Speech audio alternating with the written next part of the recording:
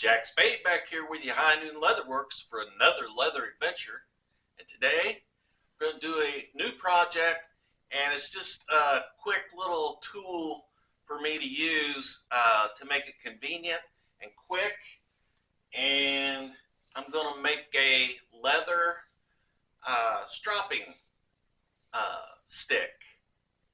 So come on in and let's get started.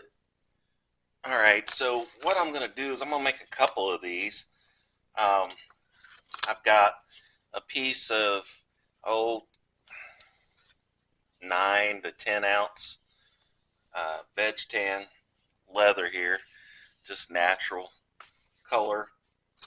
I've got a couple of these sticks that are nothing more than those cheap, lightweight shims. You buy them in a big pack, like if you're shimming up a door or something like that, a window when you're putting it in, installing it. So I've got a couple of those. I'm going to make 2 of these. Instead of just having, I'll show you what I've got now. I've just got this piece of leather that I keep around, that I use my jeweler's rouge on and do my stropping. Now, if I can find my jeweler's rouge, I'll pull that out because I'll be needing that. And it's just not sturdy enough, and if I'm on an edge of something like my cutting mat or something, it wants to tilt, and it won't give me a nice, slick, even draw on that. So what I want to do is I'm going to take about an inch down, and this doesn't have to be perfect. This is just something that you're going to use yourself as a tool on your bench. So you're not going for, hey, I want this to be the most beautiful leather project I've ever done, but we want it to look decent. So I'm gonna just put my piece of wood or my shim on there, and then I'm gonna go ahead and draw around that, so that because these shims aren't necessarily the straightest things, or they're not actually square necessarily. So I'm going to go ahead and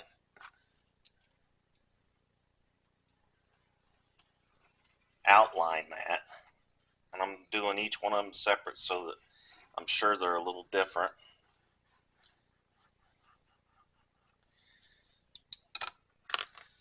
And then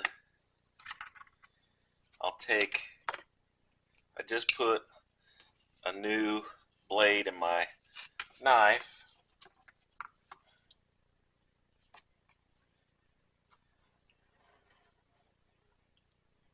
So I'm going to go ahead and cut that in half where those 2 lines meet. Then I can go ahead and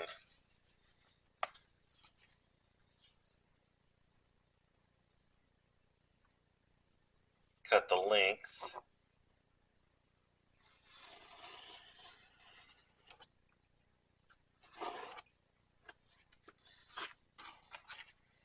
Right here is where one of those imperfections is, where it kind of does a little dipsy-do there. And I want to keep that as close as I can to the piece of wood. I'll turn it over and go the other direction. In this direction, it looks like it's pretty square, pretty straight.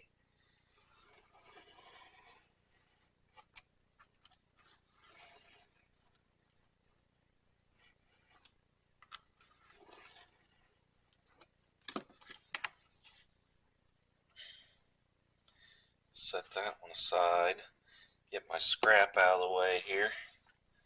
And then I'll take the second one and do the same.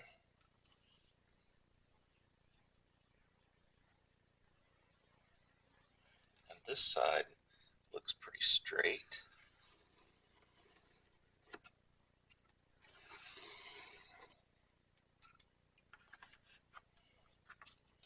And then on this side, this one's got a little dip in it, kind of like the other one did. It's, again, you could do this with paint sticks. A paint stick would work really well for this, or you could cut your own. You know, like I said, it's just for my use on the bench. It's no big deal. I'm not trying to make it look perfect or where I could sell it. I guess I could sell these, but you'd have a very limited market, so to speak. All right, so let me set my knife up there, and let's see. I can tell by looking straight down at it which one is going to have the little dip in it. And I'm going to square this end up with my straight edge. Forgot about that end. So let's go ahead and square that up. And I'll just use my grid on my self-healing mat. I'm only going to take, about an 1/8 or 3/16 of an inch off of that. Now that looks really good, nice and square. We'll do the same thing on this one. Square that end up.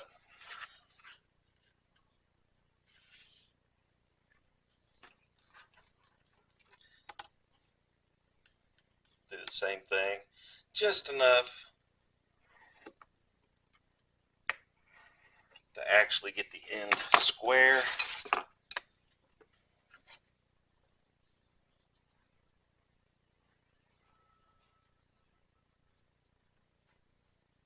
All right, now the next thing I'm going to do, double check this. There we go. That one upside down. Next thing I'm going to do is actually use my old one to strop my beveler, and I'll put a little bit of Jeweler's Rouge on there.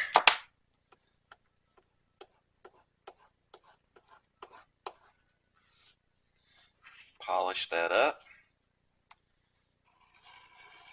And I'm just going to bevel the top edge. Again, it doesn't have to be, it's not necessarily for looks or anything. It's just for me, but I kind of like that beveled edge on top.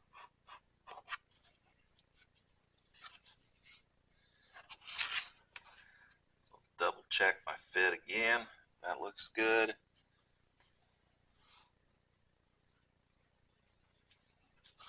I don't know why I don't want to keep putting that one on there backwards, but and we'll do the same to this end, or this piece here.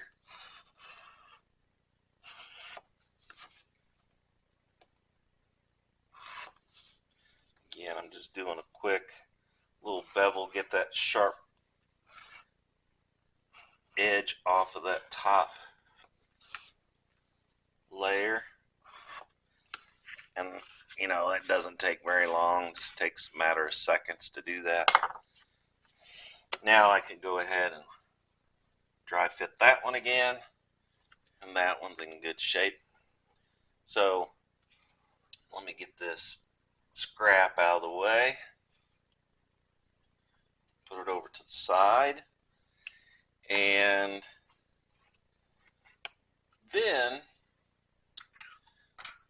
I am going to go ahead and take some contact cement and put me little tiny mark on the top here in this wood. These shims are soft, pretty soft wood anyway.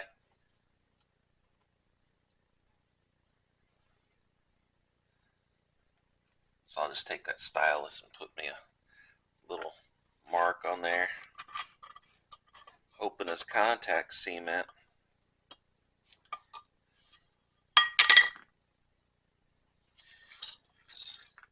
I'm going to do each one of these separately. I'll fold that over so I know exactly how that goes on there.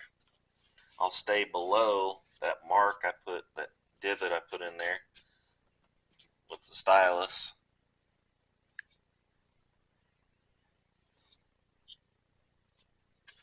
And then I'll work my way down.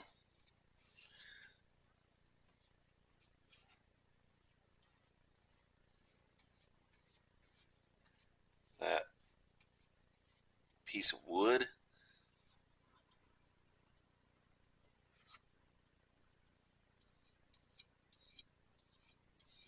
And I'll make sure I get all the way over to the edge.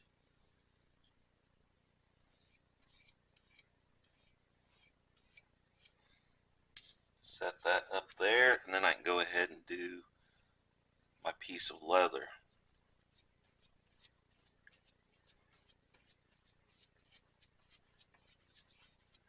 I want to make sure I get it.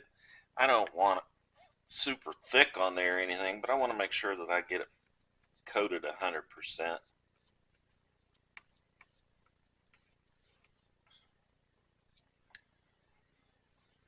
And if you feel like you might be a little sloppy with this, you can put a piece of cardboard or chipboard or something underneath this so you don't get it on your work table or your self-healing mat. If you do get it on there, when it dries, you can roll it right off. It'll just come right off.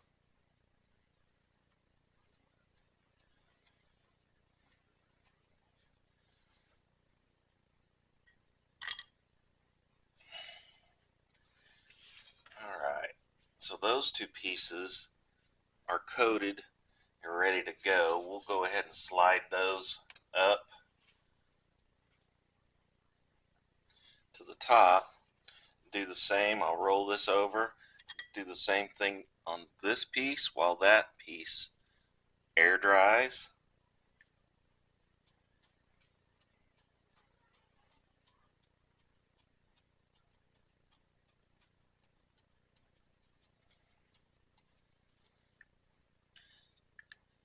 Again, it doesn't really take a lot of this contact cement.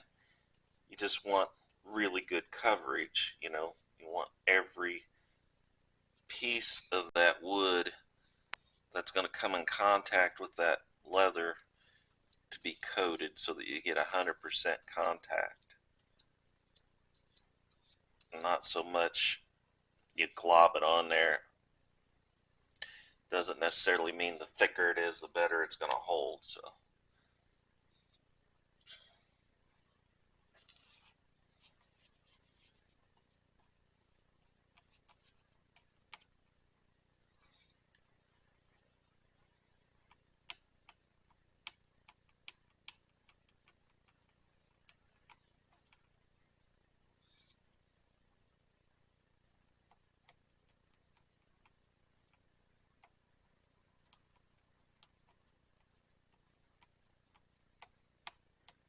and you definitely want to make sure that you get it all the way out to the edge.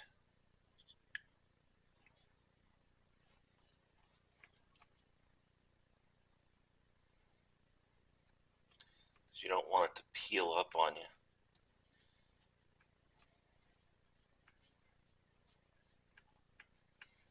Again, if you get it on your self-healing cutting mat, you'll be able to roll that right off with your thumb or your fingers as soon as it dries. Alright. So those are ready. The one on the top that I did first is ready to go.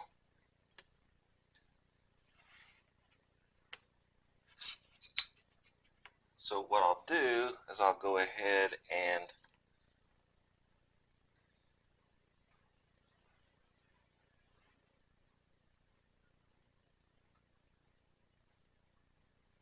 put that in contact with the wood.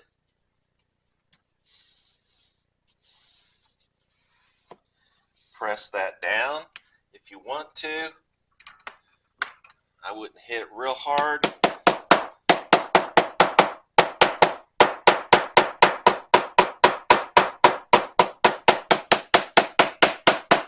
You can tap it with a mallet, and that would just make it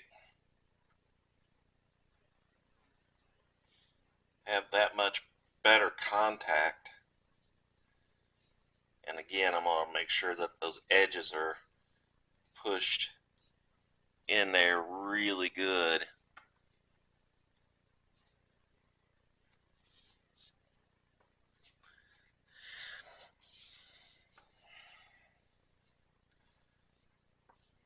So that one is ready to go. I'll set it up here. Now this one's ready. So I'll do the same.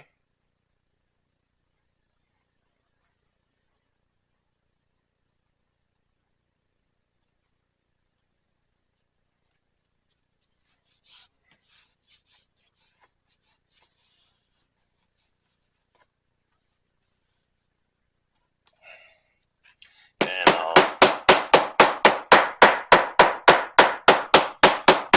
do the mallet the same way so I get good contact all the way down.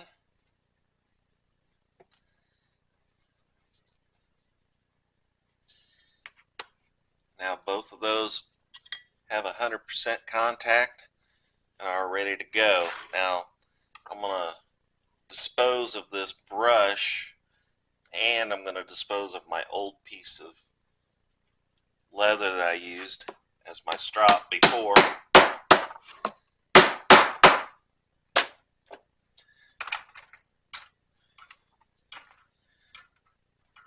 We'll keep this out. So let me dispose of all this trash. Now the only other thing that I would think, and here's that, I got a little bit of that contact cement on here, and you can just take your fingers or your thumb,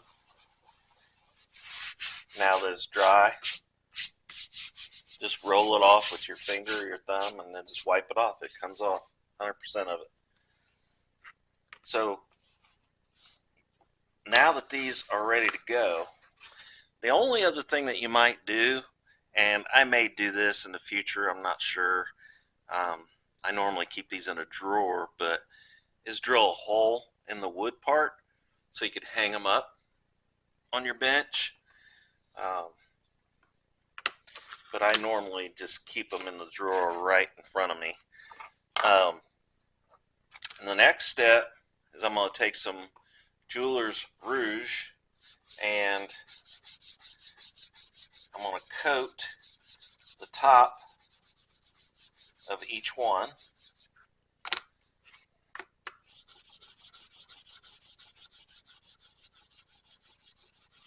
That's going to help polish my tools.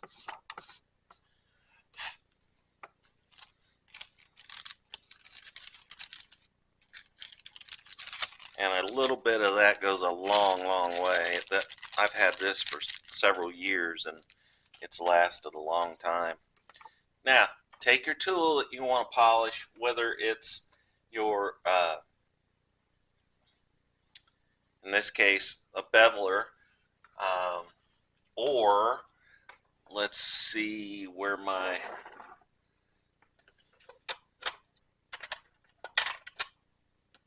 carving tool is here.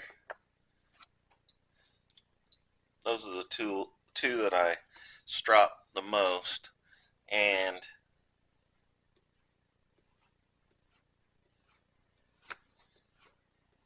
That keeps them nice and polished, slick, sharp.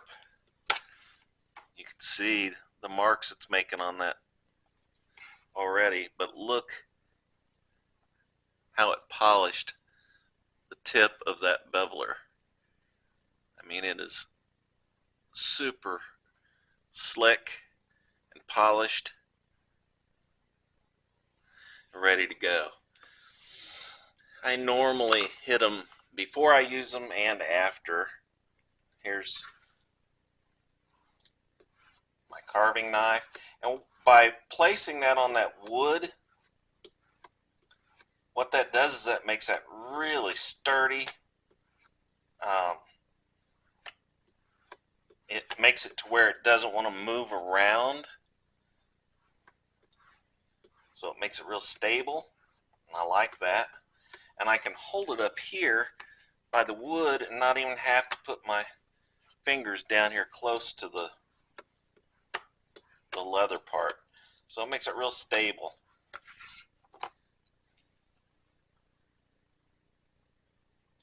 So look what a nice polished edge it put on my carving knife, my swivel knife.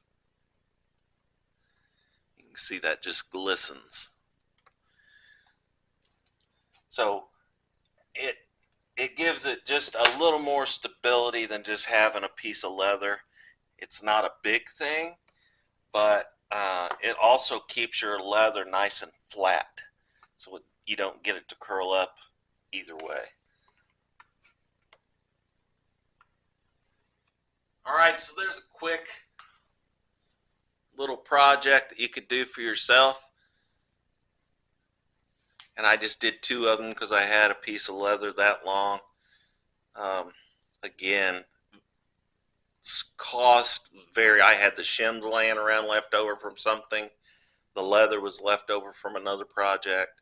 So pretty inexpensive project, and I did it in real time. So it took as long as what this video was. So just something to help me out, make it a little quicker for me to strop my tools and polish them.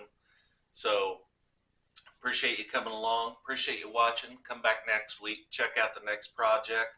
I would appreciate it. And like I always say, please like, share, and subscribe, and I'll see you next time.